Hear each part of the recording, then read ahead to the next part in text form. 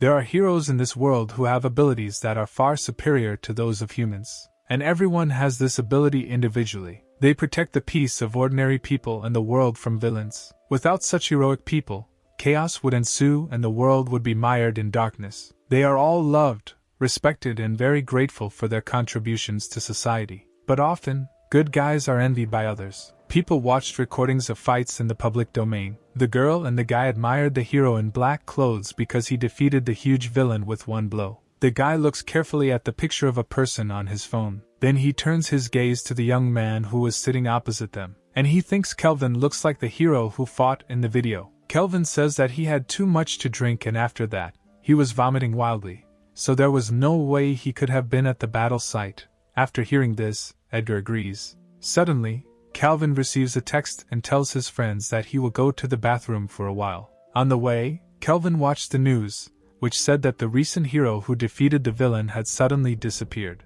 Finally, Kelvin went into the toilet and locked the door behind him. A moment later, the same person mentioned in the news appears in the toilet. Kelvin tells the hero that he risks getting into trouble if he gets caught. The hero, taking off his helmet, says that it is very hot in it, and Kelvin need not worry. The guy adds that suddenly revealing his face is the most effective way to draw attention to the mysterious hero. Kelvin invites Lucas to reincarnate back, since he is unusual in seeing himself. Lucas used his ability and before our eyes he began to turn into another person. As the transformation ends, Kelvin suddenly grabs Lucas by the chin and asks if he was alone with the girls, since his face looks too joyful. Lucas replies that he has done this many times, to which the interlocutor nods approvingly. Kelvin says to wash his suit and praises Lucas for the job he did. The guy wonders in bewilderment whether he was a hero or just a regular badass. Lucas had superpowers, but even though others have them, not everyone can become heroes.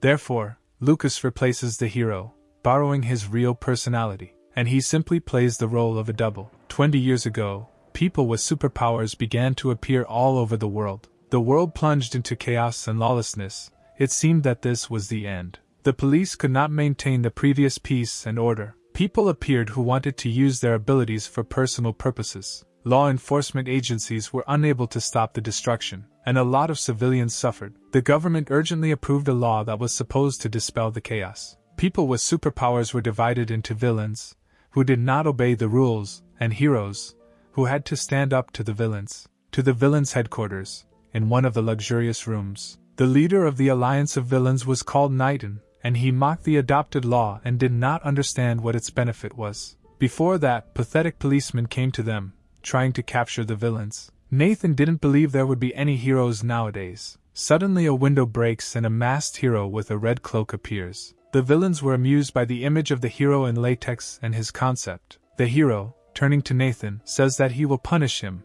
according to the first paragraph of the law on heroes and villains. Nathan replies that he is too weak and he will beat him to death. The villain attacked the guy with the intent to kill, but the hero did not retreat, but accepted the battle and used his ability. The next moment he punched Nathan in the stomach. The villain flew into the wall, destroying it, and fell to the ground. He asked the guy who he is and where he came from. The guy called himself a hero named Justice. Later, this victory made Justice the most popular hero, and marked the beginning of a heroic idol. Lucas has the ability to copy, but he cannot fight the villains with this ability. The guy came to his home. A stream of thoughts swallowed him up. Lucas was jealous of heroes with strong superpowers and the fact that they could live their lives to the fullest. But despite this, he had a way to make money. Although this is illegal, the heroes themselves come to him with requests. Ultimately, everyone is trying to make money to survive. Lucas set himself the goal of working hard to earn a lot of money and retire at 50. Suddenly there was a knock on the door in the middle of the night. Lucas decided to check who this uninvited guest was. Opening the door, the most popular hero appeared in front of him. The man asked the guy if Lucas lived here. The man was Justice. The hero asks the guy if he becomes a double of the heroes while they are on a mission, in order to preserve the secret of their identity. Lucas was scared because his activities were illegal, and he had no chance to escape since Justice himself was against him. The flow of his thoughts was stopped by the hero's request to become his double. The guy asks in bewilderment why a hero like him needs this. Justice says he is aware of Lucas's client confidentiality service, thus avoiding answering. The man brought everything he needed and opened the suitcase with documents. The guy says that there is no photograph on the documents without a face. Hearing this, Justice takes off his mask, revealing his face. Lucas asks when he should start work, to which the man replies that he needs to start tomorrow. Justice gives a business card and tells the guy to come to the specified address. Lucas wanted to ask a few more questions and asked the man to wait, but when he followed the hero, he quickly disappeared from sight. The next day Lucas came to the indicated address. There was a huge building there. The guy did not believe that he had come to the exact address indicated, because it did not meet his expectations. Justice was his complete opposite, as he could protect another person with his body. The guy didn't know why Justice approached him, but he couldn't miss this opportunity to make money. If he works well, he will acquire good connections for the future.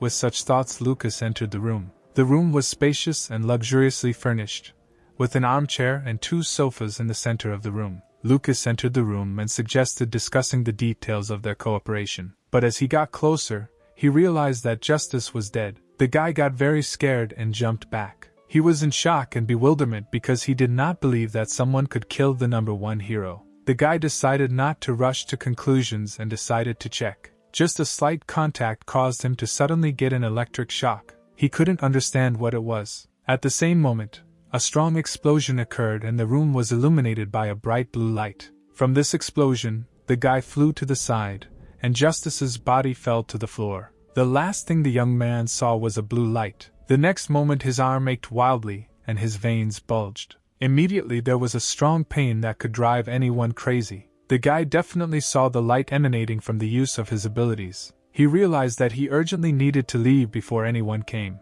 Lucas didn't know what happened in the room before he arrived, but he knew that if he stayed there, he might get into trouble. He ran at full speed, scaring people coming towards him. Suddenly he collided with a man and spilled his coffee. Seeing who he bumped into, Lucas was surprised by the familiar face. This person turned out to be Kelvin, who did not understand why Lucas was in the same place. Lucas was glad to see Kelvin, as he was a first-class hero. Lucas continued to hold his paralyzed hand, but when he paid attention to it, he realized that everything was fine and it didn't hurt. Kelvin said that the guy would need to clean his expensive clothes, and even if he worked all his life, he would not be able to buy them. Suddenly they heard the sound of a window breaking, but did not attach much importance to it. And while the guys were talking, an enemy attack was approaching them. They attacked Kelvin in the side and caused him significant damage. Kelvin writhed in pain and did not understand what was happening, and who attacked them. The green-robed villain stood in the broken window and was disappointed by the worthlessness of the boy who was being discussed on social networks. He added that he was just a worthless worm and not worth attention. Lucas was very surprised by the villain's sudden appearance, and immediately connected his appearance with Justice's murder. Kelvin got angry after hearing what the villain said and used his ability. He replied that he would make fried squid out of it, and he pounced on the villain to make the first attack. The villain jumped up, thereby dodging the hero's attack. Wasting no time, he made a counter-attack with his tentacles in the air, but the guy, using his ability, easily repelled this attack. The next moment he attacked the villain again, saying that he would destroy him. But this played into the hands of the villain, and he grabbed the guy with his tentacles. The guy did not expect such a trap and tried to free himself from the grip. The villain says that the guy is stupid for thinking that there are only 4 tentacles and he has already lost. The tentacles began to strangle the hero, and people seeing this began to scatter in different directions, losing hope. Lucas couldn't believe his eyes. He didn't think that the villain could easily defeat Kelvin. After a short time, the guy stopped breathing, and the villain was disappointed by the weakness and stupidity of the hero. The next moment, the villain took on ordinary people and attacked everyone indiscriminately. The villain enjoyed watching people suffer, and Lucas managed to hide behind the counter. People were shaking with fear, and they were waiting for Justice to appear. They knew that he would cope with this villain, but Lucas knew the terrible truth that Justice was dead. These people would die waiting for a hero who would not even come to their aid. Lucas was afraid. He could not cope with such a villain. He wasn't even a hero, and couldn't compete with people with strong abilities. And in the noise and confusion, Lucas' thoughts are interrupted by the crying of a girl. Unfortunately, the villain hears her crying and turns his attention to her. The girl sat on the floor and rubbed her eyes with her hands, because she was lost, and she was very scared. Lucas could not watch the girl being killed and began shouting at her to quickly run away. The villain was amused by this, and he immediately attacked the child. The girl could only watch as the tentacle approached her at great speed. Suddenly, a picture of his younger sister dying appeared in Lucas's memories. He couldn't bear to watch the scene from the past reappear before his eyes. He made a lunge in an attempt to protect the girl. Lucas didn't know what to do and just instinctively tried to stop the tentacle with his hand. The guy wasn't sure if he could stop the attack. At the moment of contact with the tentacle, lightning sparks appeared. Finally, Lucas was able to stop the tentacle with his hand. The villain was very surprised that his attack was stopped. Lucas unknowingly turned into Justice, thereby protecting the girl. The guy felt that a completely new force was acting in his hand. He forcibly tore apart one of the villain's tentacles. Thus, he caused significant damage to the villain. Justice doesn't know what's going on here, but he says he will punish the villain according to the first law. Lucas felt that his body was filled with a huge force that he could not properly control. Despite this, it was his first time fighting a villain, and he did not have absolute confidence in victory. The villain did not expect Justice to appear, and he says that all his attempts are useless, since his tentacles have endless regeneration. Without wasting any time, the villain rushed to attack, planning to kill Justice, just like that hero boy. But all the villain's attacks were very slow in Justice's eyes, and he easily dodged each of them. He easily avoided attacks and approached the enemy. The villain was surprised that his attacks were so ineffective. The man, approaching the attacker, raised his fist. The next second, the villain flew away from a strong blow to the face. But that was not the end. Justice grabbed the villain by the tentacle, and with great force he threw him into the wall. Lucas had not yet fully mastered his new powers, and did not expect him to fly so far from a simple throw. It was an amazing power that had to be controlled and used wisely. While the hero was thinking about the situation, the villain had already gotten up and attacked the guy. Justice clenched his fist and was ready to finish off the villain with the final blow. But suddenly his strength began to fade, which put him in a dangerous position. Lucas realized that the process was the same as the first time, and he could not control the transformation. This was very bad, because without Justice's power, he could not do anything. The villain was approaching the guy very quickly, and it seemed that time had stopped. Suddenly, the villain was attacked by a yellow flash of light. She hit him, and he flew far to the side. The bad guy was finished, and Lucas was very lucky. A young girl named Ashley came to the rescue. She admired Justice, and was amazed at how he calculated the moment for her attack. But he didn't actually have enough hearing to hear her approach. But he was glad he survived thanks to Ashley. The girl admires Justice's speed and asks how he got to the scene before everyone else. At the same time, the villain tries to escape while the heroes were distracted by conversation. But he didn't know that Ashley had a long-distance superpower. She shot yellow beams from her eyes and struck the villain again. She was amazed at the stupidity and arrogance of the criminal, since he decided to attack Mr. Justice. Turning around, there was no one in front of her, and the girl wondered where the hero had gone. Ashley wanted to get an autograph, but the woman in the black hood tells her to come to her senses. She reminds the girl to take care of the wounded, to which Ashley replies that she completely forgot about that. The masked girl's name was Camila, and she was surprised that Justice was able to survive. She noticed a guy in a white jacket running away from the building. This guy was Lucas, who wanted to get away from the scene as quickly as possible. Camilla thoughtfully looked after the man running away, but did not attach much importance to him. In the evening, the light was on in Lucas' room. He shredded all the documents he received from Justice and decided to get rid of them. Having gotten rid of the documents, he decided to think about what to do next. Since Justice was the most powerful hero, it means that the villain who killed him was of a higher rank, and Lucas blamed himself for not thinking of reincarnating himself before escaping. And thanks to this oversight, he heard an unfamiliar voice. The voice said that Lucas was very scrupulous, since he decided to get rid of the documents, having first shredded them. The guy was scared by this voice and he didn't see anyone in the area. He kept looking with his eyes where the voice was coming from. The voice came from below, and an unfamiliar figure emerged from its shadow. The guy was very scared and fell on his back in surprise. Finally, the figure stood up to its full height, and that voice belonged to Camila. She used her ability, and shadow hands tore open the bag of documents. By manipulating the shadows, she returned the paper to its original state. Lucas, looking at this, could not believe his eyes since he had never seen anything like this before. All the documents that he shredded were safe and sound. Camila carefully examined the documents. The next moment she asks Lucas rhetorically whether he saw that Justice was dead. She adds that she doesn't want people knowing about this as they could hurt her. Camila attacked Lucas with her ability. The guy realized that the girl wanted to kill him, and he had no choice but to fight. And if Justice died because of her, then he must be serious. He understood that he would not be able to catch the shadows like the tentacles of that villain, but their attacks were similar. His plan was to avoid the attacks and retaliate at close range. He suddenly felt that the transformation would soon end. He did not have time to approach Camila, as the time of transformation was coming to an end. Camila realized that the guy in front of her was just an inept imitator. She adds that the guy is stupid for deciding to imagine himself as a fearless hero. Lucas did not intend to die.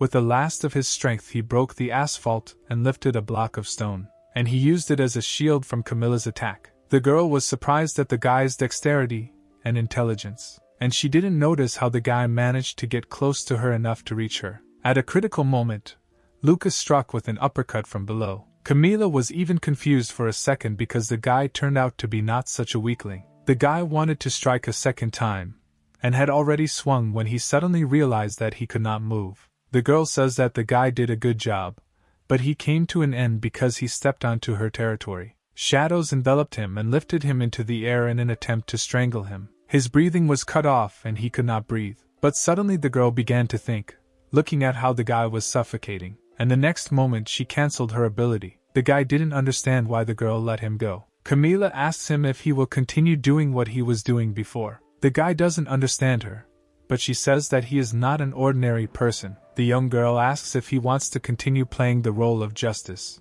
The man didn't know what to answer, because he didn't understand what was going on in this woman's head. She explains to him that if people find out that the number one hero has died, then people will panic. And she needs a person who can buy her a little time so she can figure out the situation. The guy jumps up and asks who she is and why she tried to kill him then. She replies that her name is Camila and she is a hero who was under the leadership of Justice. The girl says that the documents contained information about her, but it seems that the guy did not read them. After looking through the documents, the guy finds her and makes sure that her words are true. Camila says she only wanted to intimidate him into cooperating with her. The heroine adds that she will pay him $1 billion every month if the guy agrees to cooperate. Lucas was very surprised when he heard this amount, since it was much more than he had ever received. He asks her what will happen if the truth comes out and people find out that he is just a fake. The girl tells him not to worry about it because she will support him and make sure no one finds out. Camila adds that she has no intention of forcing him, but he must understand one thing. If the villains find out that Justice is dead, they will rise from deep sleep and begin to create lawlessness in the city. A full-scale war will begin between heroes and villains, and many innocent residents may fall under the hot hand of this war. She tells him to make the right choice. But Lucas didn't know, or rather didn't believe in himself, because being the number one hero is a big responsibility. The girl understands that the guy is not able to do this and leaves, telling the guy not to talk too much with his tongue. Lucas stops Camila and says that the calculated amount does not correspond to all the risks and his importance as the number one hero, since this was the most effective way to remember him, because he had to know the one he was trying to copy. After that, Camila picked him up and they hit the road. Lucas asks if it's wise to keep Justice's death hidden from the heroes as well as the villains. Camila replies that they don't need to know this, and if they wanted to know,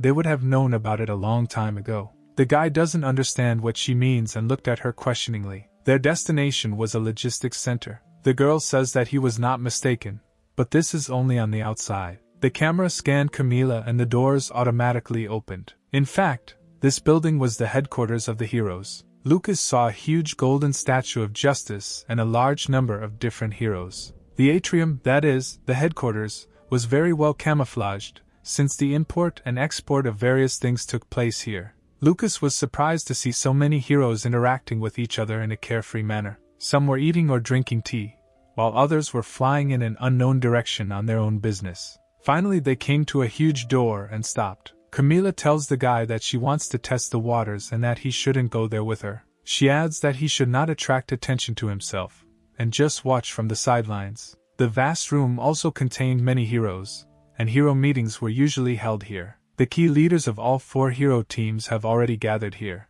and they vigorously discuss topics that worried them. A girl named Helen was unhappy that it was their group, Guardian, that was blamed for the increasing activity of villains. Derek replies that it was on their territory that the greatest activity was noticed. He held first place in the superhuman team. And the man adds that in other territories activity has become less, and this shows that they are not working well. Helen replies that it is not their team's fault that their territory attracts a large number of villains. Norman, the second most powerful of the superhumans, adds that it is not fair to allocate most of the budget to those who perform poorly. Arthur, who occupied the first place in strength in the Union team, tells him that he is not worthy to be called a hero, since he only thinks about money. Lucas spied on the progress of the discussion through the crack in the door, and was amazed that even among the heroes there were divisions. Sigmund asks where Justice went.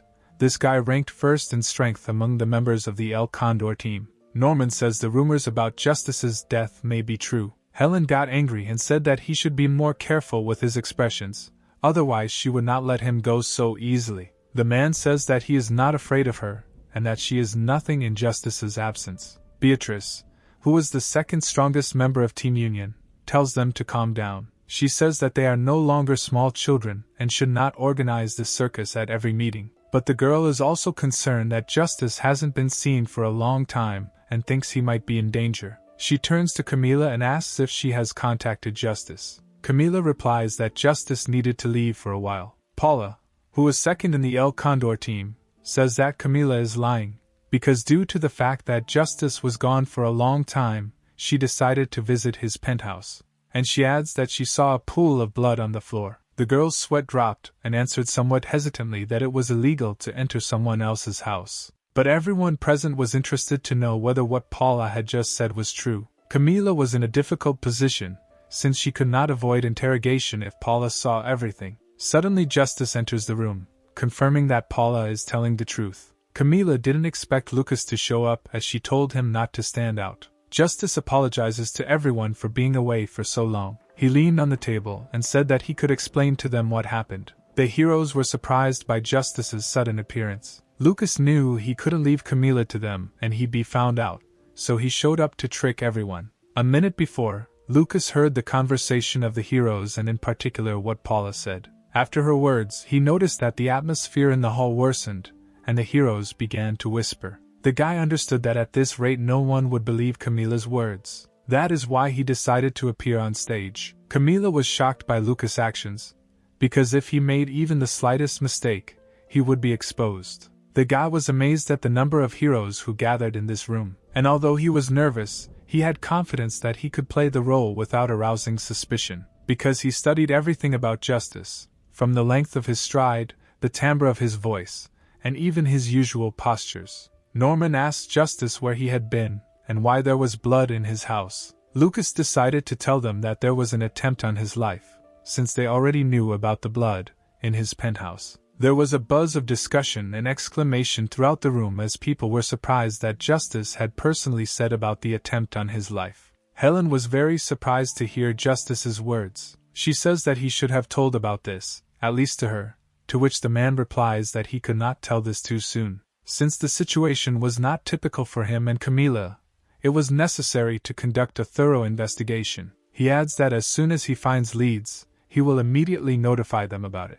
He then asks Paula who gave her permission to enter his penthouse. The girl squeezed the toy tightly and replied that she was very worried. The hero sighed and said that now the investigation would be much more difficult, since those who were involved would become much more careful. Paula apologizes for ruining everyone's plans. Derek says that he can't believe this story, that someone is capable of making an attempt on his life. He adds that someone should have noticed such unrest in the city center, and his story needs to be checked, since Justice could have set up the incident. Paula replies that Justice has no reason to lie and Derek is simply too meticulous. But suddenly he adds in a serious voice that Justice has begun to miss too many villains, caring only about the safety of citizens. Sigmund agrees with the girl and says that the heroes should not worry about 1 or 2 lives when something more serious is at stake. Therefore, based on the above, they suspect that Justice may have made up the incident. Lucas was amazed that these characters had such a bad relationship that they want to rip each other's throats out. Arthur calms everyone down and asks them to stop, saying that Justice has reasons why he cannot tell the whole truth. He adds that they have a more important topic to discuss and suggested moving on to that. Everyone tempered their ardor and curiosity, sighing and falling silent. Lucas simply had no words, but fortunately they began to discuss other issues. The meeting ended, and then Lucas set off by car. Camila throws him a soda and says the guy did a good job, but he says that he made the porridge himself when he appeared, having made such a hasty decision. The guy replies that everyone would have guessed that Justice was dead if he had not appeared. The young man asks the girl why everyone is hostile against Justice. She replies that personal interests are divided into teams. For example, the Guardian team are born defenders who put the safety of citizens first. The El Condor team are undertakers who are trying to incinerate the villains in every possible way. Team Superhumans who consider themselves outstanding people and think that since they became heroes, they are the chosen ones. And the Union team is an alliance that pursues only its own interests. Hearing this, Lucas realized that heroes are no different from politicians. The guy also asked what kind of hero Helen is, to which Camila replies that Helen is a talented young girl who has never lost to anyone, and she is Justice's loyal subordinate. Upon hearing this, Lucas said that at the moment when he mentioned the assassination attempt, Helen pretended to be surprised. But if you looked closely, you could understand that she was not at all dumbfounded. He noticed this as his ability is to copy others down to the smallest detail, and he is very sensitive to changes in facial expressions. But for now, it was too early to draw hasty conclusions just from this. Finally they stopped abruptly, and the car door opened. Camila got out of the car and said that the villains began to weaken, but the heroes, on the contrary, became stronger with the advent of Justice. And she added that the guy would be able to see the end of this era with his own eyes. After watching the mission to exterminate the villains, she says that all teams must take part in this mission and Justice is no exception. The girl says that after Justice appeared, all the forces of the villains were scattered across several strongholds, and today they are clearing one of them. The four teams decided to come in from different directions, with Justice set to appear first in the center of the park. Lucas does not agree to immediately go fight alone with the villains since this is suicide. Camila hands him an earphone and says that to earn 2 billion, you need to work. She reiterates that Justice is the #1 hero, and if he doesn't participate in the mission, then all their efforts will be in vain. Lucas replies that he needs a bonus of 2 billion for risking his life like that. Heroes and villains were in a fierce battle. Everyone wanted to emerge victorious. Arriving in the city, Lucas realized that there was a one-sided battle going on here, and Camila said over the earpiece that this was due to the fact that there were more heroes than villains.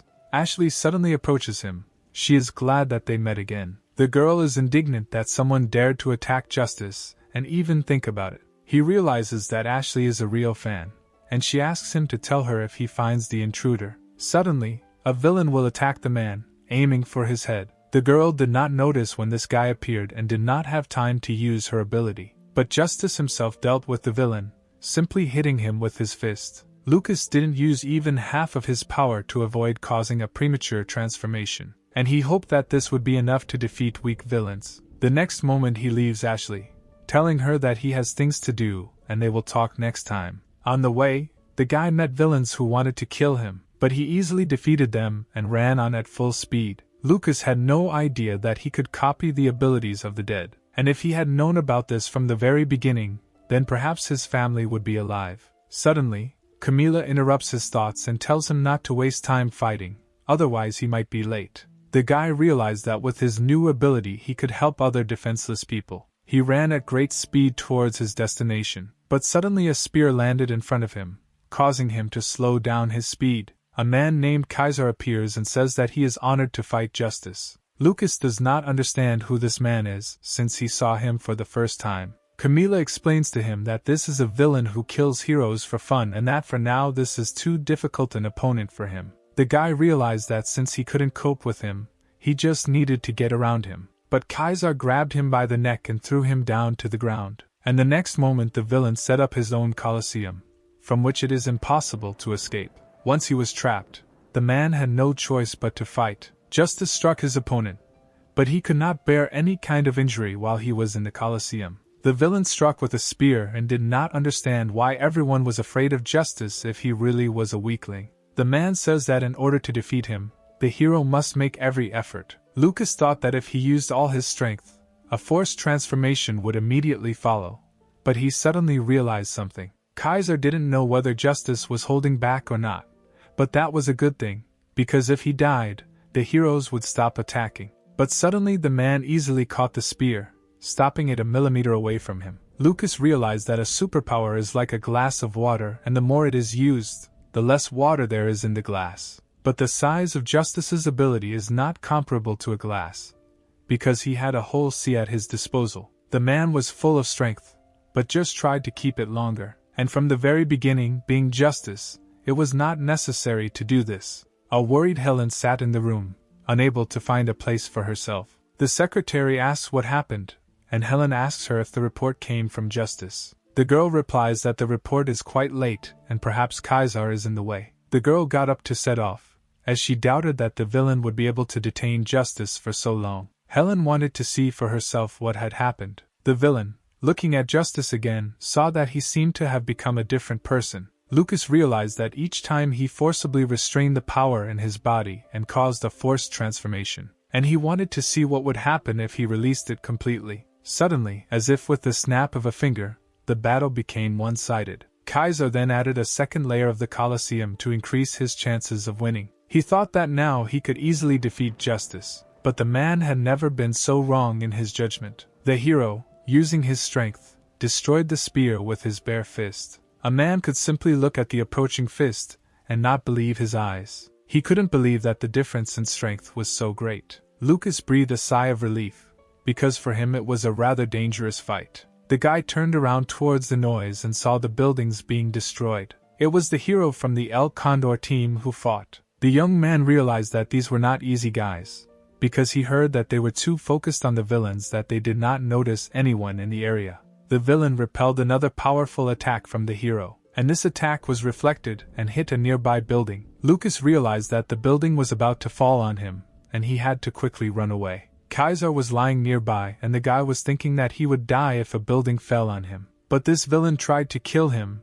and it shouldn't matter to him whether he dies or not. Out of his kindness, he nevertheless raised the villain, since he could not watch him die. He hoped that when the villain opened his eyes, he would change, realize how beautiful the white light was, and follow the laws. On Justice's way, buildings collapsed one after another. He no longer had time to escape and was simply waiting for it to fall on him. But Camila suddenly appeared and said that she would support him at any time. The girl used her ability and threw the debris of the building to the sides. She scolds the guy for deciding to protect the villain, and says that he should be more serious. The guy replies that he couldn't watch a man die before his eyes and he acted like Justice's benefactor. Suddenly the man wakes up and pushes the hero away from him. The villain takes Camila hostage and demands that she follow all his instructions. The girl tells the man that this is the result of his benefactor. The guy shouldn't disrespect the place where Justice stands with such an irresponsible attitude. She adds that it doesn't matter whether she dies or not, but he must not miss Kaiser. Camila says that this villain is the main one here and Justice's authority will fall if he misses him. Kaiser was furious that he was being ignored, and he reminded that he was going to kill the girl. Lucas says he won't let that happen. The next second, Camila felt a strong blow of wind. The young man realized that no matter what happens, villains remain villains. The guy says that he will personally deal with the problems that arose because of him. Camila sighed and said that the guy has high ambitions, but he needs to send a report. Justice reports that he has arrived at his destination. The man laughed, saying that it was not very easy to earn 2 billion won. Camila knew that Kaiser, although eccentric, was a worthy opponent, and no matter how great Justice's strength is, this villain is not someone who can be defeated by yesterday's skills. The girl thought that Lucas was just a boy obsessed with money, but suddenly she realized that she could rely on him. From above, on the roof of the building, a man was watching them. This person was Helen from the Guardian team. She felt that something was wrong with Justice and the situation. When the job was done, Lucas breathed a sigh of relief. He was lucky that no forced transformation occurred after the loss of self-control. Camila says she's glad that the guy can freely control Justice's power. The young man was a little embarrassed that the girl had become kinder to him. Also, during the mission, Lucas decided to see if he could also absorb another person's ability. When touched, a reaction occurred, but there was an unpleasant response that was reflected in my head. There was definitely a reaction, but nothing more. although for a moment he felt the power being absorbed. And then, the process was forcibly terminated halfway. The girl suggests that the guy can only absorb one ability, or that Justice's power itself is too strong. The guy says that it is too early to draw any conclusions, since there is little information, and the girl agrees. Camila says that in any case, they worked hard and deserve a rest. This always happens after the Guardian team wins. Everyone was happy that Justice had appeared and that they had won. Lucas realized that a lot of people believed in him. He took a glass of beer and drank it in one gulp. 2 people stood outside the room and looked with contempt at how they were having fun. Derek started to leave and said that they wouldn't be happy for long. Norman asks the man if he has a plan, to which he replies that it is possible, but in any case, everything will change soon. The next morning, in Lucas' new penthouse, he woke up with a terrible hangover, and his head was pounding with pain, and he was even ashamed to remember what the heroes did yesterday. However, upon leaving his room, he was amazed at the luxury in which he would now live. In addition, 2 billion won were transferred to his account. Lucas is very happy that he has finally achieved unprecedented success. However, it won't end there, because Justice was actually killed. On the table was the autopsy report provided by Camila. As a result, no injuries were detected, but the activation of the ability was revealed before death. The guy was very curious to know the truth, what really happened. He heard a noise and thought it was Camila coming to discuss the details of the document, but to his surprise it was Helen. The guy hid behind a chair and didn't understand what Helen had forgotten, and why she came here as if it were her home. Helen calls Mr. Justice because she heard his voice. She asked what he was doing there, hiding behind a chair. Lucas turned into Justice and pretended he was training. Helen was very happy to see the man and praised his persistence and discipline. The girl heard that there had been repeated assassination attempts, and this needed to be discussed, so she came. Finally, the young man understands why Helen was cold-blooded at that moment. Suddenly the girl hugged Justice, and she said that it was too much when he didn't even say anything to her. The guy couldn't understand what was happening and asked Helen what she was doing. The girl reminds him that she asked him to call her Helenaka when they were alone. Now Lucas realized that the two were romantically involved. Justice met with Helen, but nothing was said about this in the archive. This means that Justice decided to hide the fact of their relationship. The girl asks why he is silent, but Lucas didn't know what to answer. He decided that just calling her by her name would be okay. Justice apologized to Helen and made the excuse that he forgot because he rarely calls her that in public. The girl, hearing this, was serious at first, but then smiled. Helen says she feels hurt because he doesn't change his attitude towards her, even in private. She adds that this made her feel awkward. The next moment, the girl attacked the guy with lightning speed with her sword. The girl turned cold and said that at first she even believed that he was really Justice. Lucas was very surprised, because a second ago he almost lost his life. Helen says she will cut off his hands before asking questions. The girl, along with Justice, is a member of the Guardian team and holds the position of Deputy Commander, and she was born with an ability that was very powerful. This ability was called Speedaster, that is, ultra-high acceleration. The entire interior of the house was cut very precisely and neatly. The guy realized that the girl had honed her movements to perfection. Helen attacked again, and Lucas, activating the ability, asked her to wait. The girl is a little surprised that the guy was able to copy even Justice's ability, but he adds that he is wasting his strength and energy. The guy understands that he cannot continue in the same spirit, and he needs to come up with something. So he decided that he needed to attack back and use the ability. Helen now understands how he defeated Kaiser, and she says that it was only the result of an inept waste of strength. However, the same tricks will not work on her. The girl made a series of attacks with lightning speed and caused significant damage to Justice's body. Helen says he will never beat her if he continues to fight like this, and she will cut him in the most merciless way if he resists.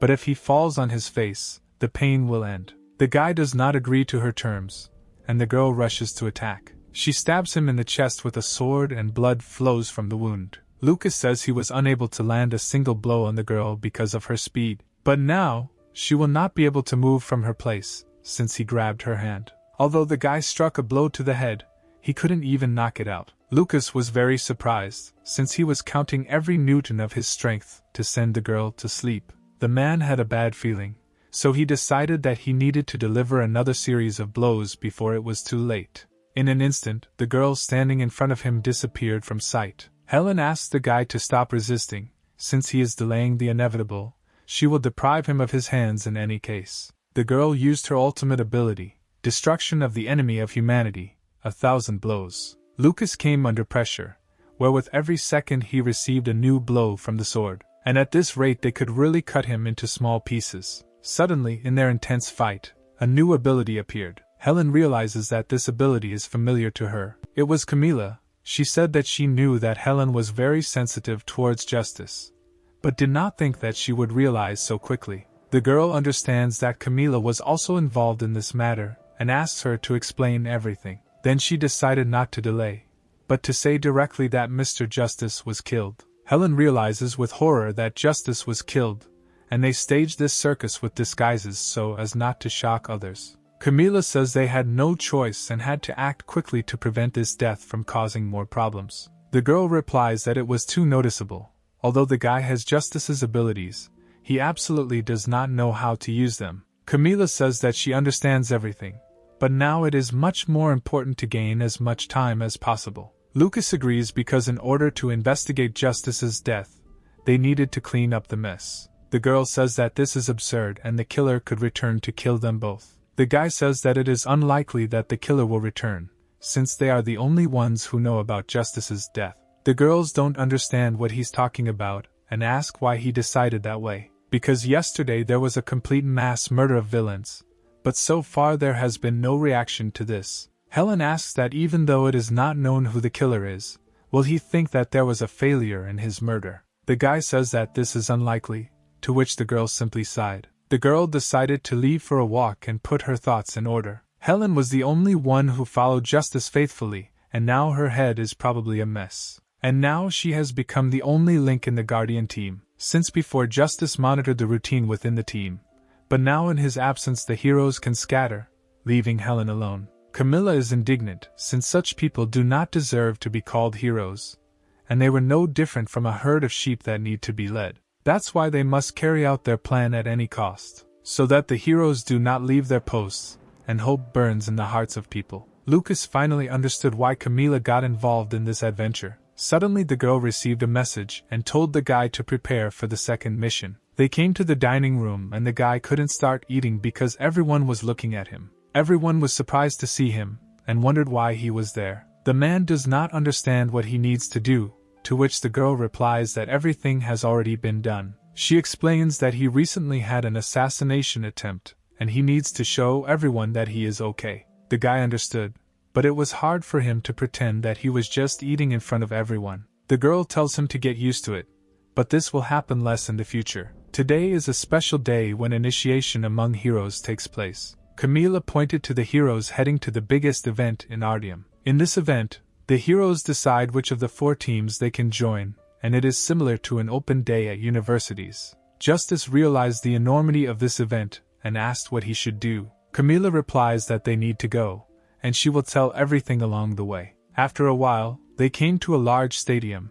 Lucas was so surprised that he involuntarily made a sound of admiration. The girl tells him to be calm, otherwise someone might think that Justice was scared. Camila says he doesn't have to do anything, answering the question that's been bothering him. She adds that the strongest hero does not need to prove his strength in the arena. He just has to sit quietly and watch what happens. Looking at the number of people in the ranks of the respective teams, one could draw a conclusion. Guardian has lost his value compared to the Union and Inhumans team. Each team member has enormous power, and it is not surprising that they want to use it for their own purposes. Suddenly they saw Helen come to them. She sat down next to them and said that she just decided to play along with them, but she was still not on their side. Lucas doesn't understand why there's so much hostility, since he wasn't the one who killed Justice. Finally the performance began and 2 heroes entered the arena. The match between the Guardian and Superhuman teams has begun. As soon as the command was given,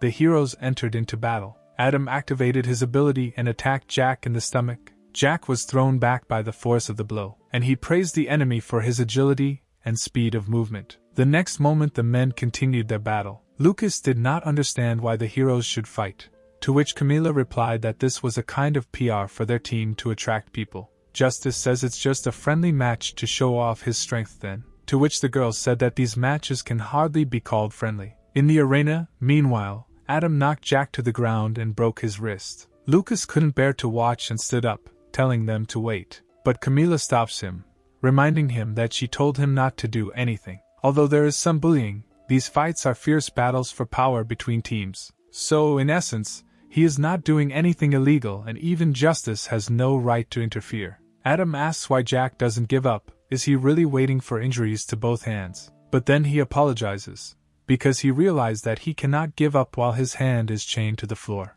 Adam says he'll probably start breaking his hands. But suddenly he is stopped by someone's hand. The girls were surprised and could not understand what this boy was doing. Lucas entered the arena as he remembered his younger sister, who admired the heroes. She believed that only thanks to heroes they could live safely and peacefully. And he couldn't watch Adam with a grin beating up a hero like himself. Justice says he should be ashamed of his behavior. Adam doesn't understand what he's talking about. He says and replies that he has no right to interfere. The guy asks what the number one hero will do if he doesn't listen to him. Adam decided to attack Justice with his ability, because it could control gravity and enhance magical power. He was going to blow up the would-be hero who had so casually grabbed his arm, but Justice simply squeezed his hand, causing damage and preventing him from activating the ability. The man says Adam could have just let Jack give in and not hurt him. Derek suddenly appears and saves the hero from his team from Justice. Derek activates his ability and pushes Justice back. He says that the number one hero needs to fight someone of his own level. The newcomers were surprised that they would be able to see the Battle of Legends at the very beginning.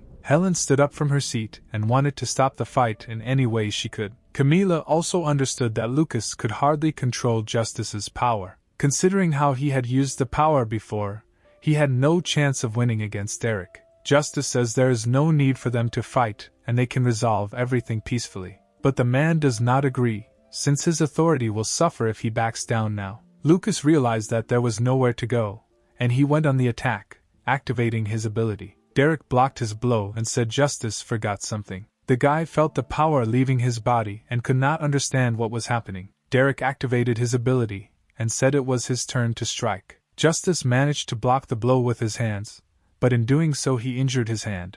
All the attacks he threw at the man were useless, and he simply fought back and fought back.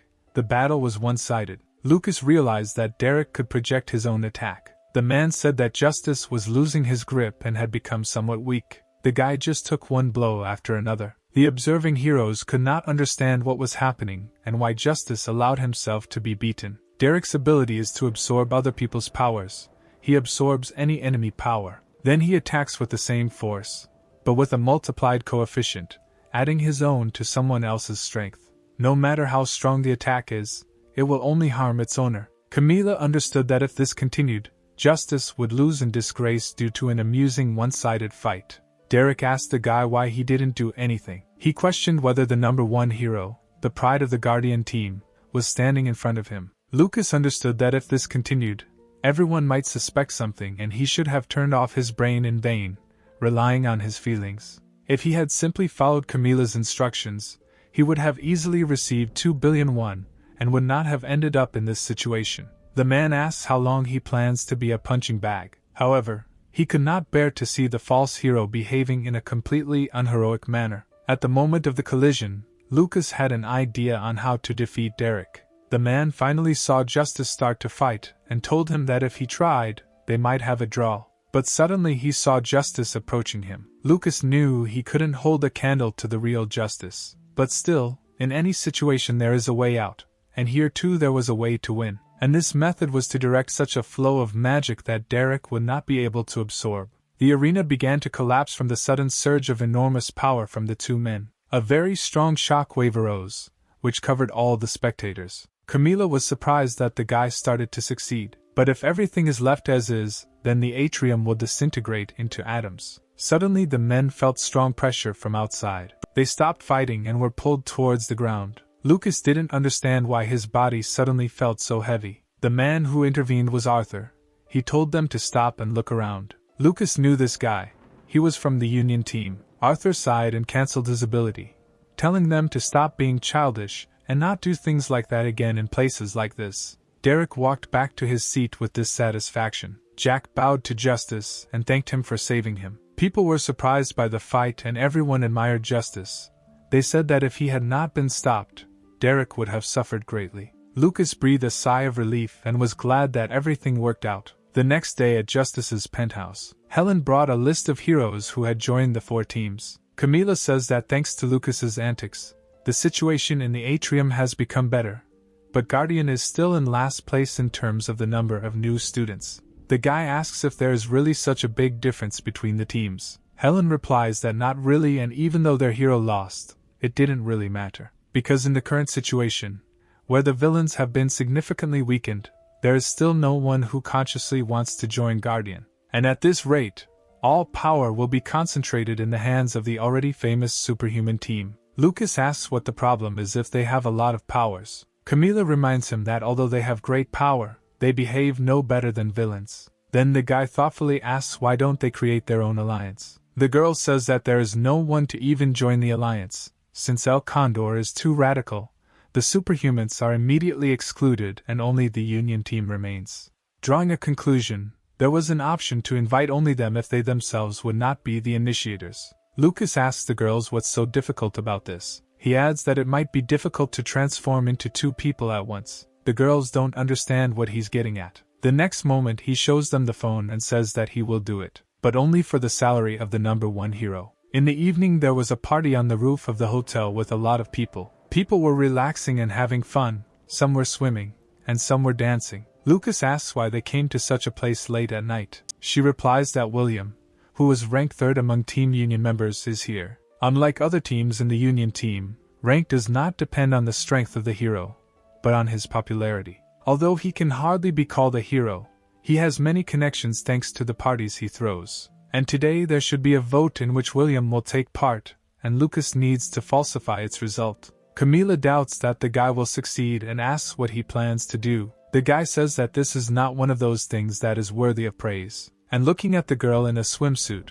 one idea already came to him. Finally William showed up at the party, and everyone was happy to see him. William turns to the people and says that today is a great party. And he also reminded them that there is no law that would oblige them to do the routine of saving people every day. He invites you to forget about all your worries and have fun until the morning. Thomas says that William has enough alcohol for today, to which he replies that he hasn't even started. Looking at the man, he asks why he dressed like that. The guy replies that it is appropriate for him to dress like that because he is his servant. William says that this is just a waste of a beautiful face and complains that such a boring guy was assigned to him. Suddenly a girl bumps into him and pours a drink on his clothes. William gets angry because his clothes were expensive and tells the girl to watch her step. Leslie says she didn't notice the guy because she drank too much. She offers to help him clean his clothes, to which William replies that it's no big deal and it happens. To which the girl does not agree and says that she would really like to clean this stain in a secluded place.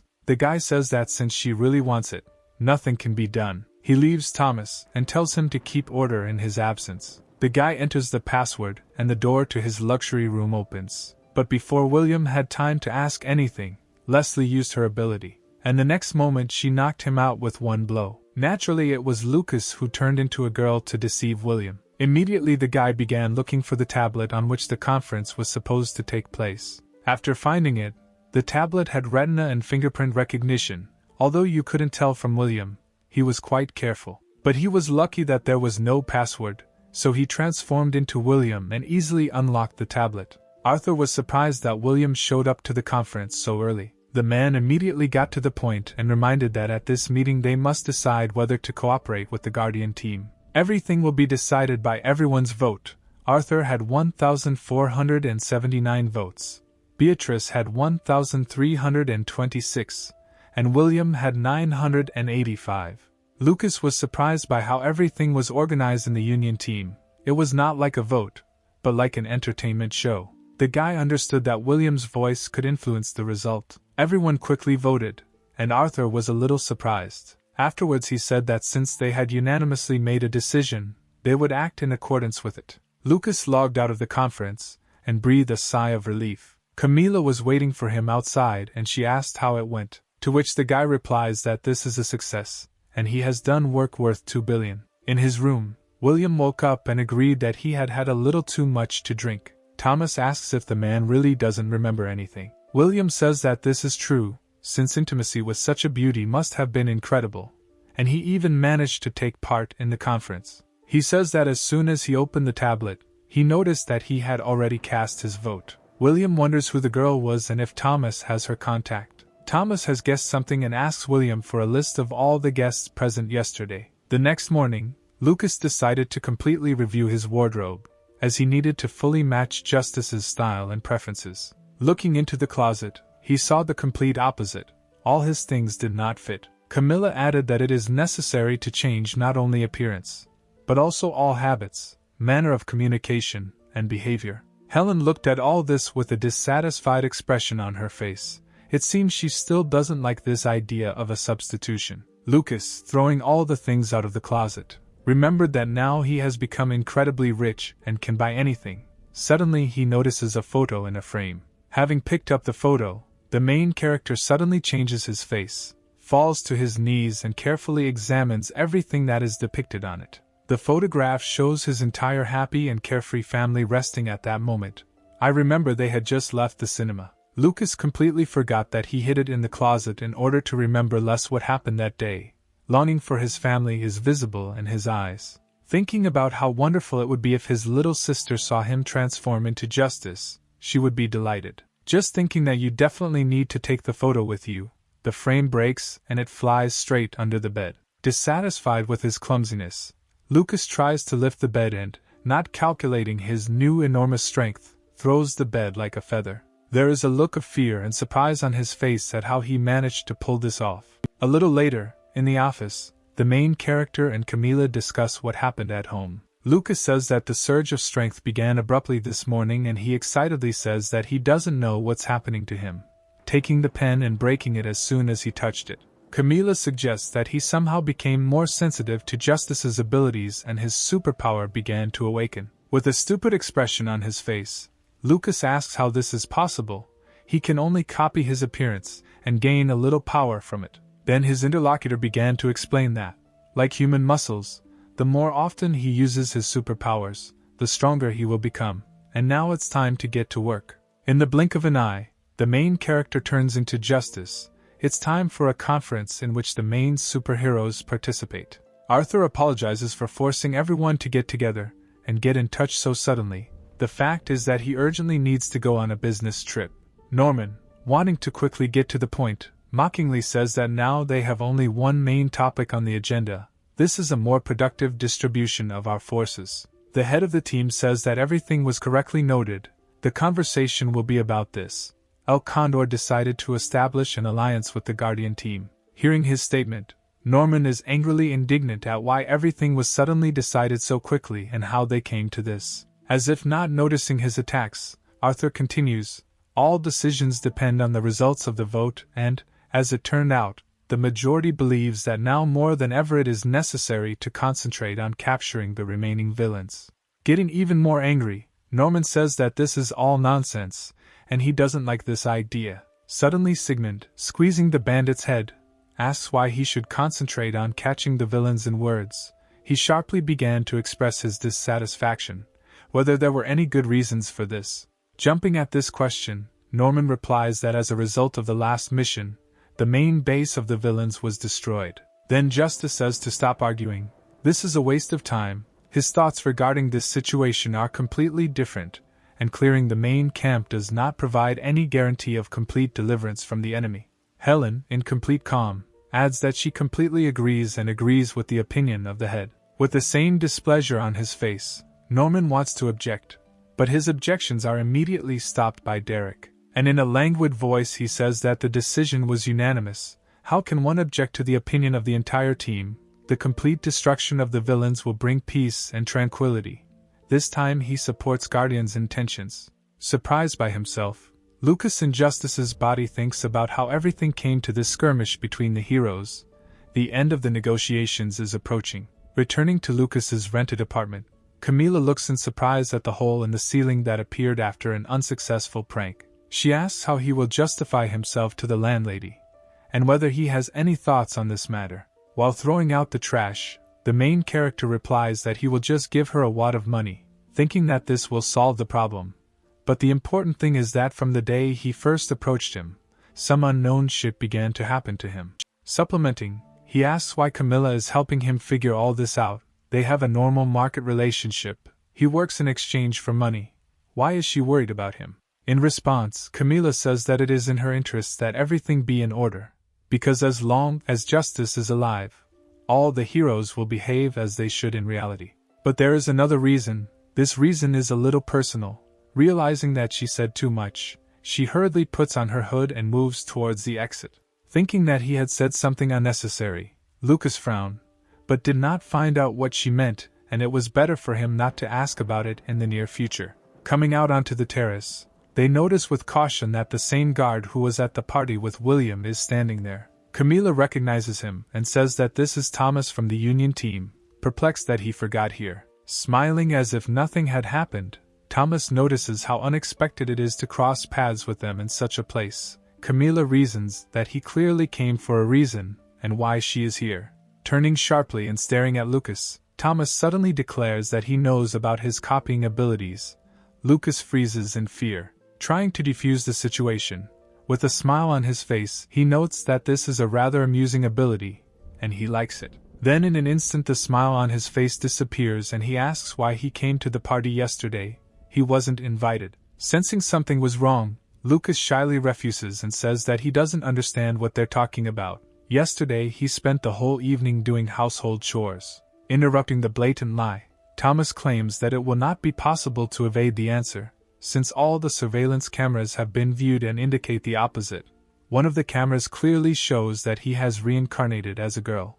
After which he did everything that was planned, returned to his previous appearance, and calmly left the hotel. Then Lucas realized that he had missed one camera and began to declare that everything was not as he thought. He just got drunk and accidentally stumbled upon William, and he began to seduce him. Assuming that this was just an incredible coincidence, Thomas said, "It means I was just being paranoid." Suddenly his face became terrifying and he asked a rhetorical question as to how Lucas would explain his transformation into justice. Both froze from fear and fear of being declassified, and Thomas continued, "He cannot be sure, but there is an assumption." Before he can finish speaking, his hand pulls out a tooth with lightning speed, blood pours out of his mouth, but there is not a drop of pain on his face. "I don't understand what's happening." Jumping back, "No one understands what's happening. Why all this is happening." Then their guest, without losing his advantage, with a slight movement of his fingers launches his tooth with furious force. Flying over them, it turns into a huge dome. Everyone stands in a stupor from fear and cannot do anything. The next moment, the dome covers Camilla, which frightens the main character. He is confused. At this moment, a bone resembling a sharp blade appears from Thomas's hands and he demands to return to the conversation. He is ready to achieve the truth, even at the cost of his life. Not understanding the essence of what is happening, Lucas questioningly shouts for him to stop and why he needs it. Examining his hand, from which a bone blade is visible, Thomas calmly says that, as mentioned earlier, he wants to check something. Lately, he had begun to notice significant changes in Justice's behavior, even considering the assassination attempt that everyone had been told about. A comparison of facts gives two unobvious results. He suggests that maybe Camilla, Justice's favorite student, has among her acquaintances a person who knows how to copy someone else's appearance, and this person is now standing in front of him. Having just finished speaking, Thomas rushes at Lucas with incredible speed and casually wounds his neck with his weapon. The wound is not deep, but still causes discomfort. This action replaces fear with anger and determination. Then, with rage in his eyes, the main character screams in bewilderment why the heroes, even in such a situation, cannot avoid disunity. In response to this, Thomas says that even a child with primitive thinking could expose his evil intentions, and he is waiting for an explanation. Lucas's eyes filled with anger, sparks appeared around his body. Lightning began to flow from his hands, and he said that he was tired of all this. Seeing Justice's variabilities, Thomas didn't understand how he could do it. Apparently he didn't foresee this and didn't think that everything had gone so far. Then he decides to achieve the truth in a different way. The same blade appears from the second hand, and an ominous atmosphere reigns around. Then the thought appears in Lucas's head that if he tells the truth, he will lose all his money, and what's even worse, Perhaps it was this scoundrel with blades who killed Justice. But this no longer mattered. The fists began to fill with strength that was difficult even to restrain. He rushes at his opponent, but with a sharp and precise movement he throws Lucas' hand away and redirects the powerful blow to the side. He also noted that he does not know how to control such enormous power, but it's a pity that if he had the power of Justice, he would have controlled it much better. Smiling, the main character says that he sees the frustration on his face, and that he is probably very upset that he does not have such power. In response to this, Thomas furiously declares that he is too irresponsible about everything and disposes of her only to satisfy his desires, after which he rushes forward. Having almost pierced the protagonist's skull with a quick lunge, Thomas puts him on his shoulder blades, but Lucas manages to stop the blade at the last moment. The forces are clearly not equal. A little more and everything will end in tears. In an instant, Lucas throws his opponent aside and grabs him tightly by the arms, not allowing him to even move. Thomas suddenly notices and says that he seems to be fighting at full strength, but still cannot wake up. Not understanding what he is interpreting, the guy thinks about what it means to awaken and why it was said. He does not know that thanks to awakening, he can improve his performance and become much stronger, but the hero's strength increases based on his most sincere motives. Only there he can shine brighter than others. Thomas, gritting his teeth, yells that it's obvious how mediocrely he wastes the gifted power. Without even knowing about the awakening, there is still a lot of misunderstanding in Lucas's eyes. Looking straight into the eyes, Thomas continues, "Is it really true that holding the opponent's hands, in the boy's opinion, will be enough to win?" After which he says that he can distribute force to any part of his body. At this moment huge tusks emerge from his elbows, from which Lucas miraculously dodges. After which he rushes with all his might at the offender, because he remembers that Camilla is still in this cocoon and no one knows what's wrong with her. Everything needs to be resolved as quickly as possible. Out of surprise, Thomas does not understand what is happening, loses his mind for a second and comes to his senses again. At that moment he receives a blow. From the uncalculated force of the blow, Lucas' knee seems to be covered in fire, and he writhes in pain. Then the question follows, in which part of the body does a person have the strongest bone? But Lucas doesn't seem to hear him, standing on one knee and bursting with pain. Then Thomas himself, answering his own question, says that the answer is outrageously simple. In the skull, his face is covered with a bone mask. He irritates Lucas terribly, but he admits he is right and his forgetfulness, well, this will be remembered forever. Despite all this, Thomas understands and thinks to himself that during the entire fight he could not land a single blow. What is hidden in this boy? Having risen, the main character pulls himself together, takes a deep breath and decides to put an end to this confrontation. Before, he was only concerned about conspiracy. He wanted to quickly finish everything that he was dragged into. However, from the moment he was unable to save his family, Lucas constantly hated himself for not being strong enough to protect the people he loved. Thinking about this, the boy does not notice how the enemy got close to him, and said that he would not be able to scratch him, and it was time to surrender. Thomas was right. Even with Justice's power, which still needed to be mastered, there was still little chance. But despite this there was still hope. Charging his fist to full power, everything around him pale in comparison with this power, Lucas strikes. The blow flies past Thomas and he, pointing his blade at the back of his opponent's head, exclaims with mockery that he warned them that their strengths were incomparable. Turning around, with fire in his eyes and a wide smile, the guy reports that he was not aiming at him at all. A broken cocoon can be seen behind him. Camilla is freed. In a matter of seconds, Thomas's entire body is enveloped by shadow tentacles, immobilizing him, not giving him a chance to come to his senses. Camilla thanks for the release and is going to ask the ill-wisher a couple of questions, but before that she is going to beat the crap out of him. It seems he can't free himself. Now he can only wait for his fate. Imprisonment in a bone cocoon has madly angered the mistress of the shadows. The madness in her eyes is terrifying. Thomas seems at a loss and doesn't know what to expect next. The shadows squeeze his body more and more. But the whole situation suddenly turns upside down, and a bone suddenly appears from the forearm, which easily cuts the shackles. The intruder says that he already mentioned how his abilities work. Bones can appear from any part of his body, even if he himself is immobilized. Without thinking twice, Camila releases a stream of several shadows to prevent the enemy from being released. But he suddenly puts a block from a pile of bone tissue and easily cuts all the obstacles in his way. It seems unstoppable. Breaking the sharpest blade from his body, Thomas launches it, hoping to wound or at least confuse his attacker. The blade almost hits Camila right in the head, easily digging into the wall. She is not discouraged. It seems a little more and everything would have ended fatally. Taking advantage of the confusion and distraction of his opponent, Thomas strikes the next blow. It seems this swing will definitely hit the target. It turns out that everything is not so simple. Being in amazing shape and having a quick reaction, Camila, using a shadow portal, ends up behind the enemy. Watching this mind-blowing fight, Lucas stands with his eyes bulging.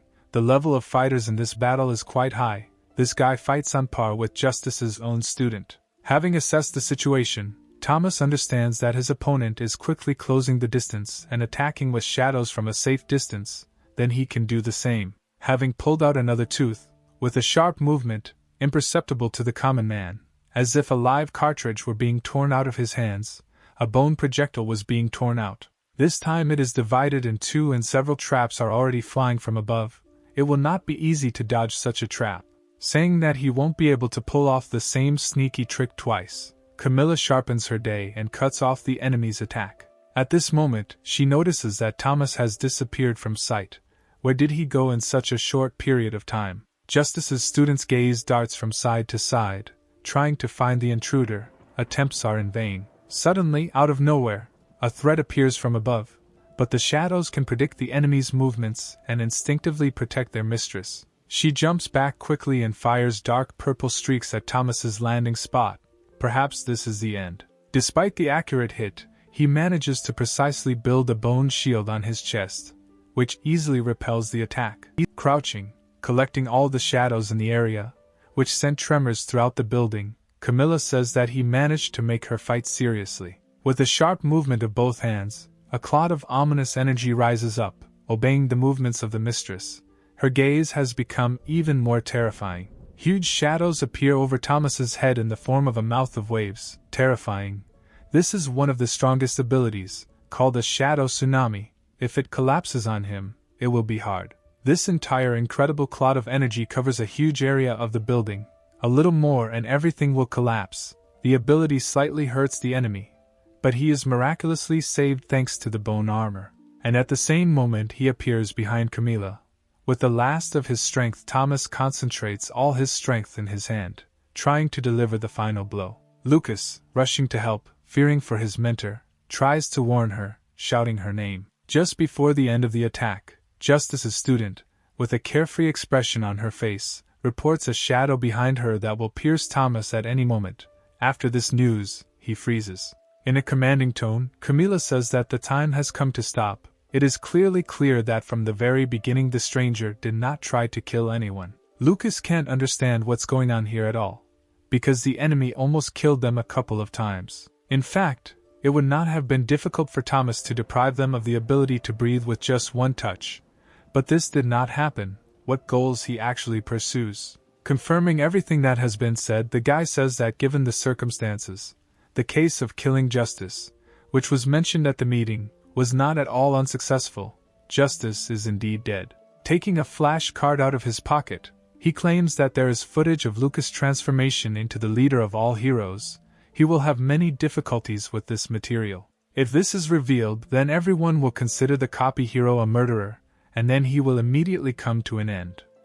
Having finished the phrase, Thomas breaks the flash drive with a snap of his fingers. In amazement, Lucas does not understand why he did this, unless his goal is blackmail. Then the guy with a charming smile declares that he has no reason to oppose them. Their interests are similar, although everything looks different. Camila asks what he means, to which Thomas replies that although he was formerly a member of Team Union, he is now a spy for Team El Condor. From this news, Lucas and Camila freeze in place, unable to utter a word. Then Thomas continues, saying that at the moment Guardian and El Condor are much inferior in strength to the superhuman team. As soon as the epidemic of villains faded into the background, everyone began to care only about their own interests, to earn more and become richer. Therefore, Thomas was given the task of infiltrating Union and causing chaos within the team. but he also needs allies with whose help he can carry out his job smoothly. Lucas seems to begin to understand the whole essence of the matter, after which he tries to make sure what exactly he means. Then the new guest says that everything is right. The three of them will join union and organize a judgment day there. Camila still didn't trust Thomas and asked how they knew that the data on the flash drive was in a single version and perhaps there was a copy somewhere. In response to this, he replies that he really likes Lucas's skills. They can be used in many places. But regarding distrust, he will not persuade them, and if they do not agree, they will become competitors and will definitely lose. Surprised by the guy's incredible self-confidence, the student and Justice's replacement did not understand how to respond. Then, angry, Lucas objected that it was inappropriate to say this now, even though he was simply playing the role of Justice. The main goal remains to find those who killed him. Having entered into an alliance, Thomas will have to help them in this matter. The guy with silver hair replied that he understood everything perfectly and agreed, because then he might have a chance to personally kill the vile killer Justice, and that sounds cool. The main character then thought that if Thomas was on the El Condor team, he madly hated the villains and this could mean that he would be quite suitable for them as an ally. Tired of waiting for an answer, he forces him to quickly decide whether they are for him or against him. Camila and Lucas looked at each other. It seems that the girl likes the mood of her comrade in arms and leaves the right to make a decision to him. But first you need to hear what Thomas has in mind. The guest, looking at the coordinated work of this couple when choosing a solution, simply looks at them with a smile. They seem to agree. A little later, a guard at the Union team's combat headquarters carefully examines the protagonist's ID, pronouncing his name and comparing the photo on the document and in life. Seeing that the situation is tense, Lucas says that he is a newbie and just recently joined the team. Then they let him through. Exhaling with relief, he remembers that he had been sitting on the certificate all night. His hand was very tired from painstaking work. He had to try. Definitely, the feeling of the heroes in the Union team is different from the Guardian. Everyone is so relaxed. There is no distinctive dress code, since at their core they only pursue their own goals. Seeing a familiar figure, Lucas seems to freeze, unable to look away. Camila appears in front of him in a non-standard outfit for herself. She is wearing a fitted blouse and jeans, and besides, the hood that constantly covers her face has disappeared. She uttered only one phrase, having learned what he was staring at. Then the main character answers too directly that it's just now possible to say for sure that Camila is charming. Angry and a little embarrassed, she shouts that she doesn't even want to hear such phrases anymore. In fact, she is unusual in receiving compliments, since she is usually in a completely covered outfit. Pushing Lucas with her shoulder, the enraged student of Justice quickly walked forward, calling her partner. But before that he gritted his teeth and did not say too much. In front of them, some popular personality was taking pictures with fans with a happy expression on his face. Lucas recognized her and said that it was Evie, having heard that she also debuted as a hero and immediately decided to become a newcomer to the Union team. Evie was a popular food blogger, very popular. Her live broadcasts attract hundreds of thousands of viewers. Camilla assumes that most of the heroes who join Team Union do so for commercial purposes. Most likely she is here only to get a good PR. Interrupting the conversation, the always smiling Thomas calls out to them, waves his hand and is glad that they have finally met. Looking at him, Camila claims that the plan actually doesn't look that bad, even though it was this strange smiling guy who came up with it. By quickly raising your popularity in the Union team, you can exercise your right to vote. Either career nor abilities are important. It all depends on how much the hero attracts public attention. Lucas asks his partner whether she won't arouse suspicion, having just yesterday been part of the Guardian team. Even despite this, how she can gain popularity in Union. Having overheard the conversation and coming closer, Thomas confidently declares that there is a way and will soon tell about it. A little later, our heroes find themselves at a lecture about abilities. The teacher says that any ability is based on the so-called manifestation. Depending on the manifestation, the same ability can be used in different ways, that is, manifest differently, giving different abilities. Continuing the lecture, the teacher says that in rare cases it happens that the manifestation proceeds a little differently than expected. Usually this happens when the abilities are first awakened. And almost certainly all this will lead to the person losing control of himself, falling into a rage and not being aware of his actions. An example is shown in the photo. In this state, a person almost completely loses his mind and acquires threatening incredible strength, and his brain begins to function only on reflexes. Adding to what has been said, the teacher states that such people periodically become targets of the hero's hunts, and if anyone present is interested in such a hunt, they can receive a similar task. The vast majority of the educational audience did not understand who might be interested in this, because it is incredibly dangerous and not worth such effort. The teacher, as he thought, did not expect anyone interested among the newcomers, although this is understandable, because this is not the Guardian or El Condor team. He continues the lecture. But suddenly, quite unexpectedly, a shout is heard from the audience and Lucas's raised hand is visible. He says that their group wants to take part in this. Surprised, the teacher with an eye patch cannot remember the last time one of the new students agreed to this kind of task. Everyone around Lucas began to whisper and chuckle. The bravest ones even asked what was wrong with him, and whether his team agreed with this decision. Looking at Thomas, he found out if he had made a mistake. In response, the guy said that everything was fine, but it would be difficult for a beginner, but with the power of justice it would be no more difficult than defeating a child. A little later, Camila brings the main character to the monastery and Justice's favorite training room. The room looks quite spacious, even too spacious. At the entrance, the girl asks why he asked to bring him here, what he had in mind. Then Lucas's expression suddenly became serious. He remembered the battle with Caesar and said that it was a matter of strength.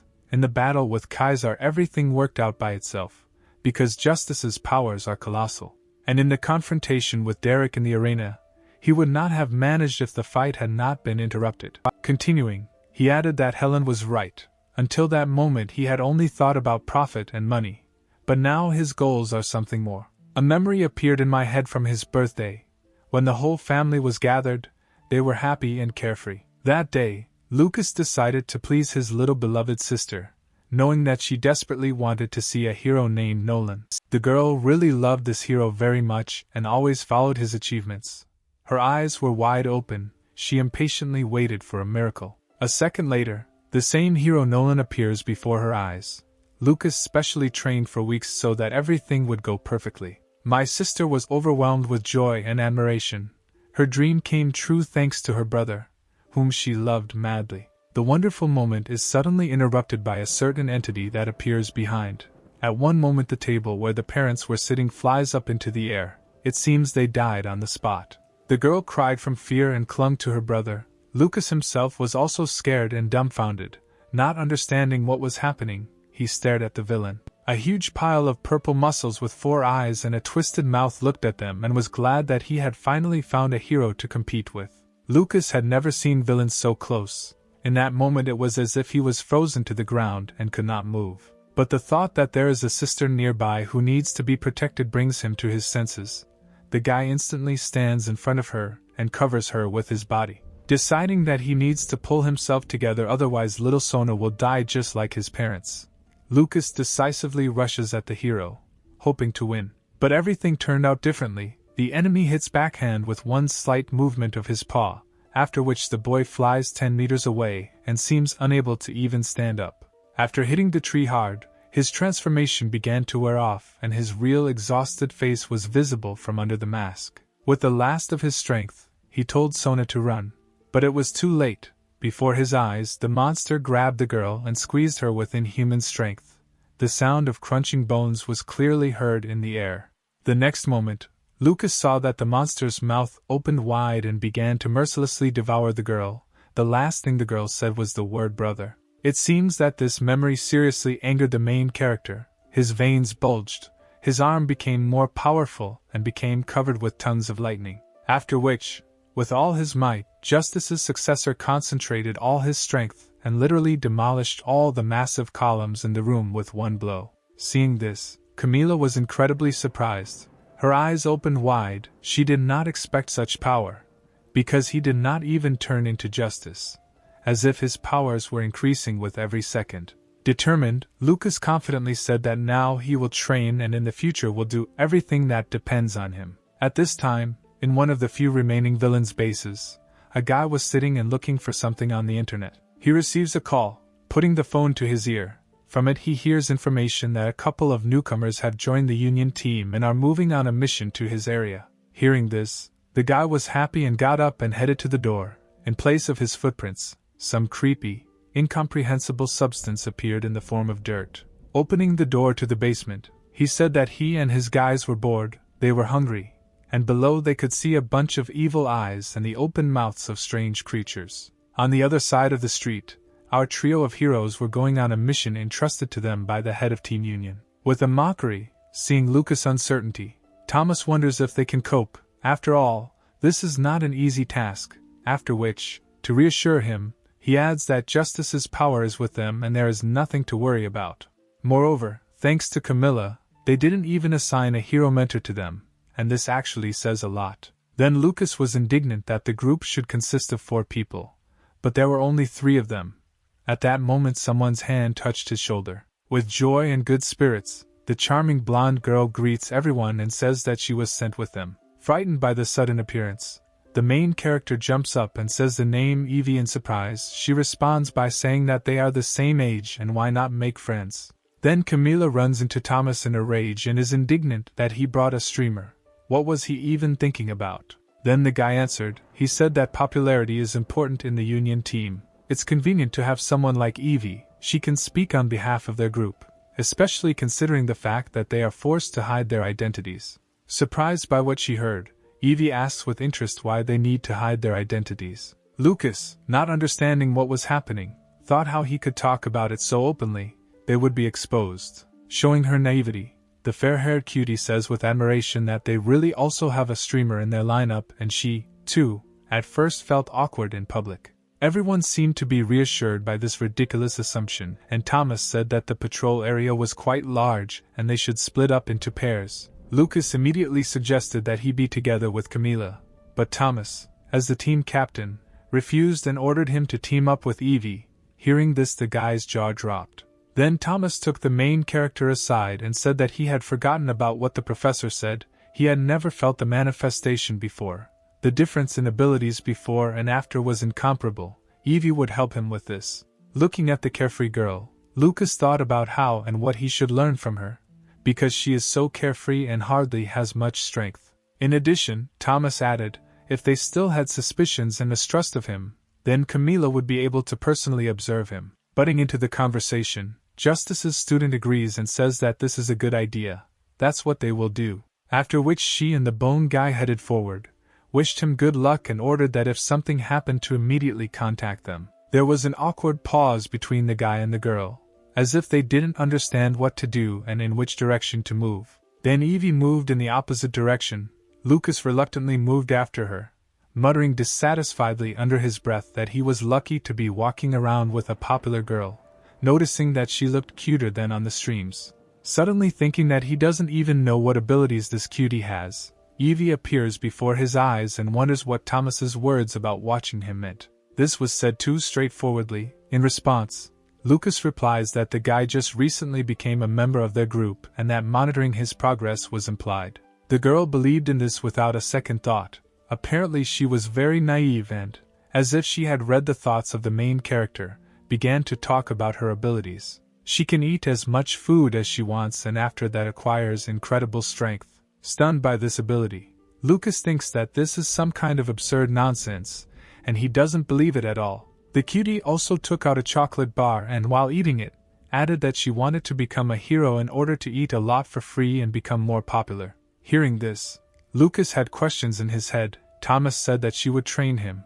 Probably this bastard was just mocking him. Then Evie started saying some really weird things about how Lucas should just try to think about what he wants to do, and it doesn't have to be something big. Not understanding the essence of the question, the guy simply remained silent, and thought that there must be some reason why this naive and sweet girl uses her abilities better than him. The next moment, peeking around the corner, Evie motioned with her hand for him to slowly come up and look at it. Before their eyes stood a huge man who seemed to consist entirely of muscles of an incomprehensible kind. He was wearing practically no clothes, only tattered shorts. Realizing that this was most likely their goal, he had not noticed them yet, and they first needed to sneak up quietly. His thoughts were suddenly interrupted by the crunch of candy bars and slurping. Turning around, the main character saw that a sweet and little girl, with a huge appetite, attacked the food and seemed to swallow it without chewing. Angry, He wondered what was going on here and whether this strange streamer had enough gray matter in her brain. Approaching, Lucas grabbed her hands and ordered her to stop eating now, especially since the enemy was very close. Evie, not understanding anything, asked why he was angry. The guy's raised tone was heard by this creature, which turned out to be not a human at all, but some kind of monster, after which it rushed at the couple. The girl, seeing the enemy behind her, shouted loudly that after eating she could kick ass, and her body began to be covered with some kind of energy, after which she broke the monster's head with one strong and biting kick. Now she doesn't seem like a nice girl at all. From such a lightning strike, the villain flew into the wall with incredible speed, breaking it. Then the glory that the girl said 10 minutes ago appeared in Lucas's head, that Evie could eat as much as she wanted and become stronger from it. So she really has such an ability. She burns calories, acquiring superpowers. The glow around her body appears precisely because of this. But it is unclear how the monster restored its body and rushed to attack. A strong blow lands right on the body of the seemingly fragile girl. Fearing that she might die, Lucas shouts her name and rushes to help. But his worries turn out to be unfounded. Thanks to instincts and a full stomach, the girl manages to put a block and, after taking a strong blow, does not even move. Calculating how many calories she spent, she realizes that she still has strength and concentrates a huge clot of energy in her left hand, after which she quickly hits the monster. Feeling incredible pain after an accurate hit in the chest, it is unclear how he even survived. Unable to win, the villain decides to run away. Rejoicing at the enemy's retreat, Evie says that she will follow him so as not to give him a chance to survive, and let Lucas contact the rest of the group and inform them about this. Left alone, taking his phone out of his pocket, the main character, shocked by what he saw, realizes that something incredible has happened before his eyes. Suddenly, some clod of dirt snatches the phone from his hands. Seeing this, the guy tries to grab it, but does not come out. Behind him, some strange guy, whom we saw earlier in the office, seems to materialize out of this mud and asks if the main character is really planning to contact his friends. But he won't succeed. Seeing this picture in front of him, thinking that no one warned that there would be someone else here, Lucas understands that this strange guy is thinking differently from the previous monster. But the main goal now is to contact the team, and he rushes to take the phone. But his blow passes through the enemy's body, as if he had hit a mud ball. Lucas doesn't understand what the hell is going on here. All that's left of that attacker are puddles of dirt around. Taking advantage of the protagonist's loss of vigilance, the mud villain stabs his body with a knife. Quickly flowing like a clod of dirt, he appears in front of the guy and with a terrifying smile, as if a crazy person says that he won't be able to take the phone. Angry after these words, Lucas delivers a quick blow to the enemy's head. This time there was a feeling of a blow, but it was somehow strange. It seems that the enemy did not even feel him, but only stood and wondered where that beauty had gone, so he was not at all interested. Unable to bear the fact that he seemed to be ignored, Lucas began to ask about what the enemy had to do with the monster that had appeared here earlier. In response, he only said that who knows, now he is interested in something else, whether that sweet girl is helping him with manifestation. Not everyone is able to withstand their manifestation. The villain takes advantage of this, turning them into his puppets. The terrifying expression on this psycho's face is terrifying. Apparently he is determined to make a new doll out of the main character. Covered in lightning with anger, Lucas says that if they became such monsters because of this guy, then he will answer for everything he has done. Dirt appeared on the enemy's body and he said with confidence that then let him try, after which both rushed at each other. The powerful blow of Justice's successor once again fell on a clod of mud. The enemy seems to be able to transform any part of his body into mud without receiving damage at all. But this time it was as if this incomprehensible mixture began to bind his hand.